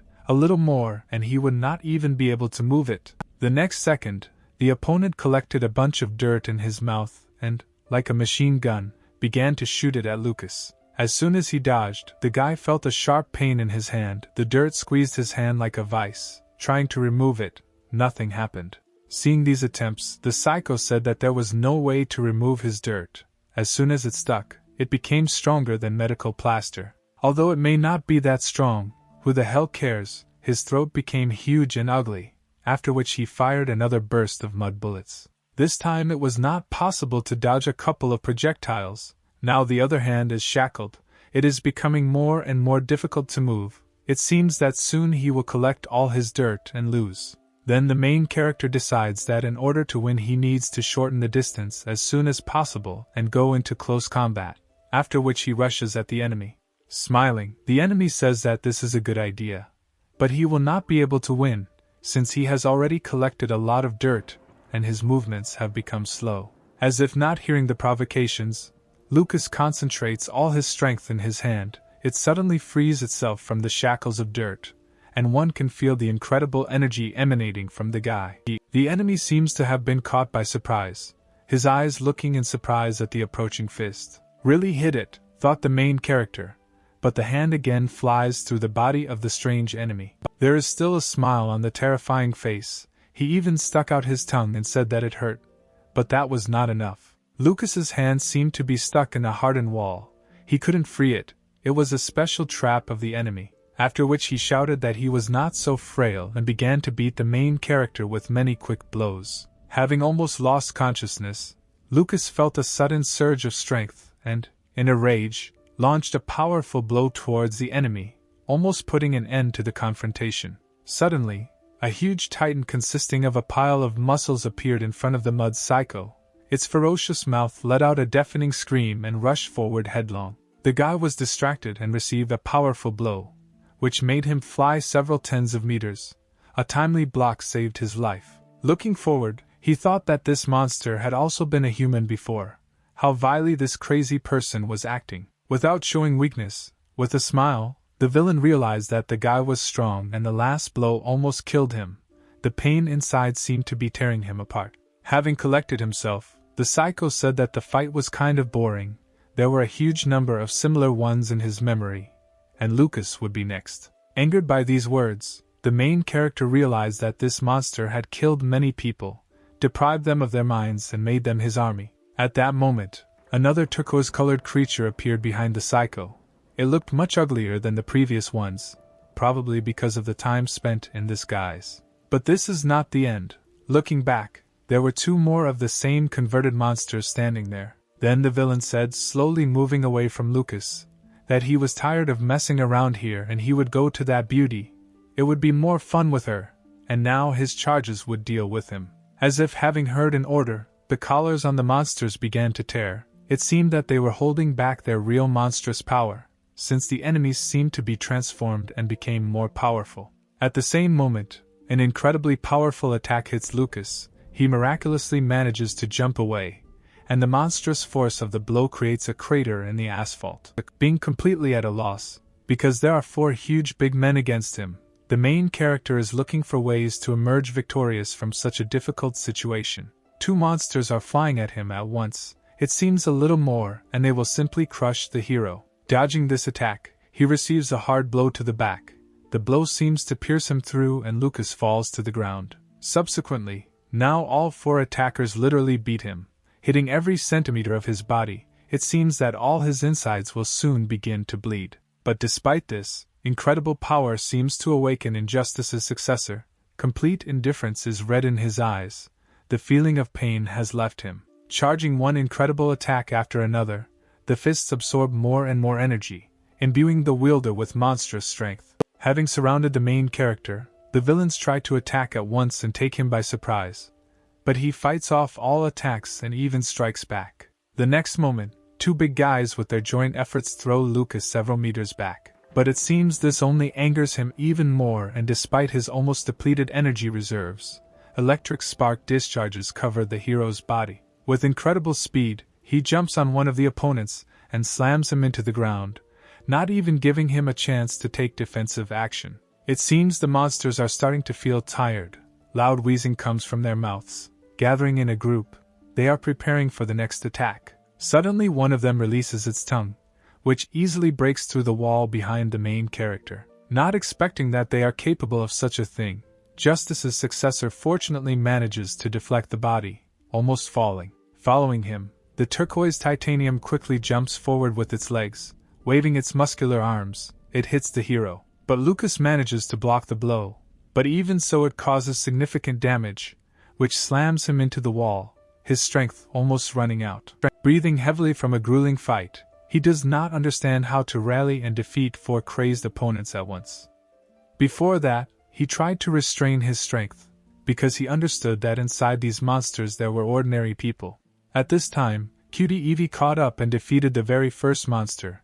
His lifeless body lies on the asphalt, showing no signs of life. Satisfied with herself and noticeably hungry, the girl stretches her muscles, thinking how nice it would be to film all this and show it to her viewers. Standing over her stricken opponent, she notices someone's silhouette in the distance, which is rapidly approaching. It is unclear who it is. The same psycho who set his horde of monsters on Lucas suddenly clearly appears in front of her. He praises Eevee, saying that she did a good job. Asking how she dealt with such a thug alone, he adds that he is also a new hero, ingratiating himself with her. Continuing to praise his interlocutor, the villain says that the cutie did all the dirty work for him and in fact he was tracking down this monster. Remembering Lucas, the girl asks if he has seen a guy with dark hair, who should have reunited with the rest of the group long ago and been here. Looking from under his brows at his stricken puppet, the psycho replies that he saw some guy shouting that he had to say something to his team and disappearing from sight. Examining the cutie, he doesn't understand at all how she managed to defeat one of his strongest charges, thinking that he overestimated him. Then the girl suspiciously asks what team this unfamiliar person belongs to. Judging by the clothes, this is not Guardian or Superhumans. Then, with a wide smile, trying to inspire confidence, the strange guy answers that he is new to the Union team. Having interrupted his speech, Eevee says that this is not true, since she has a very good memory for faces and she did not see him at the general gathering of all newcomers, at which time the psycho appears behind her and tries to attack. Thanks to her incredible instincts, the cutie quickly turns and literally splits the stranger's hand with a lightning-fast strike. Not at all expecting such a turn of events, having even forgotten what he wanted to do, he bulges his eyes, and a huge hole appears in the place of his hand. Eevee calmly says, looking at the unfamiliar guy, that touching girls without permission is a bad thing, even for the most avid fan. His hand flew off 2 miles away from a strong blow, slammed into the wall, and slowly flowed down. Saying that this guy is somehow suspicious, she just wanted to digest the bars and relax. The girl is covered in a multicolored glow. Returning to the main character, who at this time, without slowing down at all, repeatedly knocks out enemies. But they quickly recover and continue to attack. One of them is in a wild rage. From the injuries he received, steam is escaping from his eyes and mouth. He seems to be serious. Suddenly, the largest of the converts grabs Lucas by both hands at once, with such force that he is unable to even move his fingers. Seeing that despite all the efforts, the people inside these monsters still do not awaken, the main character decides that it is not people who are fighting him now, and a smile appears on his face.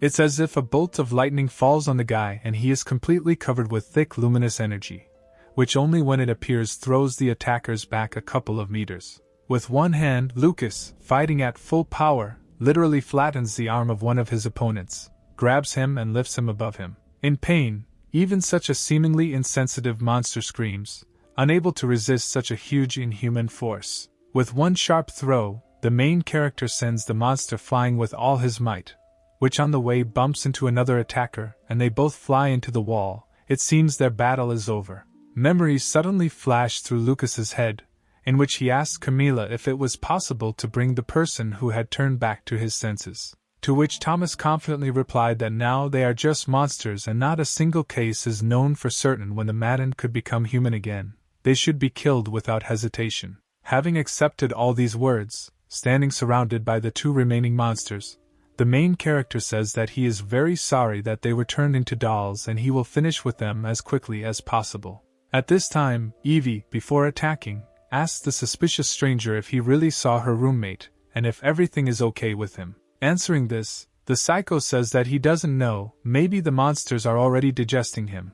According to him, the cutie in front of him is not so weak. Her abilities are simply amazing and she should agree to cooperate. Angry upon hearing these words, the girl replies, "Ban? This is definitely a ban. It's a pity that such a function doesn't exist in real life. She wouldn't have to listen to all this nonsense." Disappointed, the villain turns into a mud monster and flies into the air and says that he will enjoy tormenting her even more. Without hesitation, the heroine delivers a series of blows, but it seems she misses, as the dirt simply scatters to the sides from her attacks. Circling around at breakneck speed, the enemy creature envelopes the girl, trying to immobilize her. Then Evie, concentrating all her strength in her legs, crouches for a moment, and prepares to jump to get out of this mud trap, after which he jumps so high that he seems to be higher than the 5-story buildings around him. Seeing that the opponent is trying to increase the fighting distance, the villain begins to attack her with his mud projectiles fired from his mouth. In fact, the girl avoided falling into the trap and, moreover, in the air began to replenish her strength by eating candy bars hidden for a special occasion. Having quickly finished eating, a huge ball of charming and at the same time destructive energy is formed above the girl's head. She unleashes this entire huge cloud of incredible power on the enemy, seemingly without giving him a chance to dodge. Having miraculously survived, the mud stranger evaluates his opponent's attack and thinks that after such a release of energy, the girl should quickly run out of steam. But his conclusions are hasty. While simultaneously absorbing the bars and releasing balls of energy one by one, she literally exhausts the villain. Seeing that Evie is constantly eating and eating, this drives him crazy and he shouts for her to finish eating faster. After this, he raises a huge wall of dirt and brings it down on the heroine, hoping to capture her. Evie makes a hole in the wall with a blow of her hand and breaks out, realizing that a little longer, and she will not be able to hold back all these endless streams. Not noticing the whole situation while defending herself, the girl finds herself in a puddle of mud, which envelopes her legs and completely immobilizes her. Noticing this, the villain uses his manifestation, which he calls a mud storm. With the help of his special ability, he completely pulls in from all sides and envelopes Evie's body. In this state it is even difficult for her to breathe. Having returned to his usual appearance, the psycho comes up and says that the girl looks cute even in this slop, so cute that he wanted to take her home. As soon as he began to stretch his vile hand towards the heroine, Lucas suddenly appears and with a slashing blow of enormous force almost disables the villain, angrily shouting that he should not dare touch his comrades. Such a nonentity like him is not worthy to even stand next to them. Seeing his previous opponent, the psycho said that he did not think of meeting again, and why did he come close if he had already lost to him? In response to this, the guy calmly said that while he was running here, he was considering a bunch of options on how to make a stake out of him. Meanwhile, at the Hero Training Center, Helen couldn't get Lucas out of her head. He said that he had infiltrated Union, but there was no news after that. Seeing a cleaning robot near the entrance to the main training hall of the deceased justice, the girl asked what happened. In response, she heard that she would not be able to train here today, since it seemed that Mr. Justice had used her a little earlier. Everything inside was destroyed. Entering the training room, the girl was surprised and angry at the same time, since she could only guess what Lucas was doing here. Meanwhile, on the streets of Tokyo, in response to Lucas's insolence, the strange guy replies that when someone gives him good advice, he should be thanked and taken seriously, and there is no point in fighting him. But as they say, if you don't try, you won't know. With this attitude, the main character gathers his strength and prepares for the attack. Just after laughing, the psycho again begins to take lumps of dirt into his throat and release them at him. Lucas is familiar with this attack. He is not at all surprised. He harmoniously digs his fingers into the asphalt, pulls it out and throws it in front of him, thereby protecting himself from projectiles. The villain says, praising him, that a good technique is better than just running away, as he did earlier. But how can he protect himself from this? A huge mud dragon appears in front of Justice's successor, quickly rushing towards him. It seems that it is so huge that it can fill the entire street. With incredible speed, the villain seems to immediately deliver one blow after another from all sides, thereby covering the main character's body with layers of dirt until he is completely immobilized. With a nasty smile, the stranger mocks him by saying that he wanted to make a stake out of him, but in the end he stands in the mud and cannot even move. However, our hero is very determined and, as if throwing off the fluff, with a stream of energy breaks all the shackles from the mud. With every second he becomes stronger.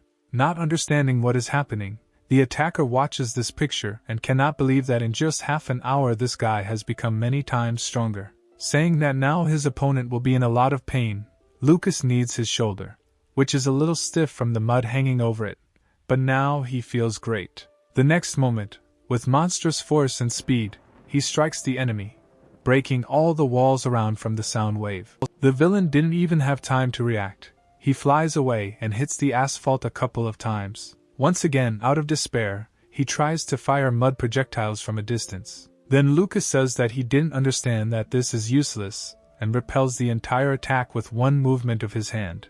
From the acquired speed, the dirt does not even have time to stick to the body. Seeing that the dirt does not stick, but immediately crumbles, as if touching a flame, the villain makes no more attempts and, shocked, reassures himself that such blows will definitely not affect him. His guesses are absolutely wrong. The next blow of the main character literally tears the criminal into small pieces. But oddly enough, the remaining part of the body, even after this, begins to regenerate and reassemble the bandit's body piece by piece. Feeling that he has found the key to victory, Lucas smiles and wonders if the villain is going to forever restore his pathetic, disfigured body. Realizing that a lot of dirt has gone to waste, the psycho thinks that if he continues like this, his dirt will completely dry up. He needs to finish as soon as possible and uses his manifestation called a mud storm.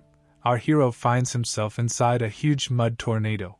Then, gathering all his strength, Lucas decides to just hit underneath him and dispel all this dirt with a shock wave. It was a great idea. At the sight of the monstrous impact, a huge crater appears, as if a rocket had just landed there. Having accepted defeat, the villain thinks that perhaps this hero is new. He scattered the manifestation with the pressure of the wind and needs to get out as soon as possible. But it seems that this outcome of events does not suit Justice's successor, because he intends to end the criminal here and now. This turns out to be difficult to do. The enemy's regeneration is very strong. Even 10 days will not be enough for him to completely destroy all the dirt. Then, realizing that the power that he receives with the transformation into Justice until now he could not use 100%, since he still cannot control such a volume of power, but he is able to take it for an instant. One martial artist said that it is not necessary to bring the body to exhaustion all the time. It is much more important to concentrate at the moment when it is really necessary. Having inhaled a full chest of air and focusing on internal energy, the main character moves his hand back a little, preparing for the final blow. This is somewhat reminiscent of a karate move. Seeing that something wrong is happening and a lot of confidence has appeared in the young guy who stands in front of him, the villain realizes that the end has come for him. With amazing and lightning-fast power, to everyone's surprise, Lucas uses his manifestation, which he calls Magnum, although this blow is even faster than a gunshot. The villain is shattered into small pieces.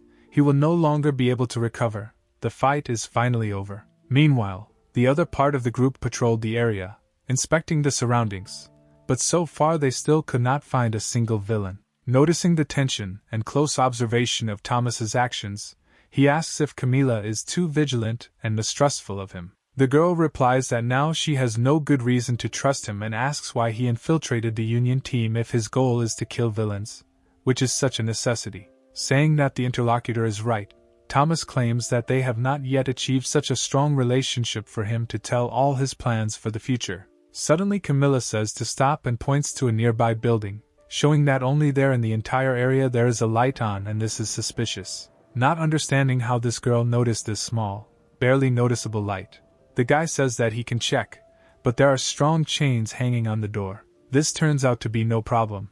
Turning his hand into a bone hammer, Thomas tears them apart, seemingly without even exerting minimal effort. Entering the room, they saw that there was nothing suspicious there.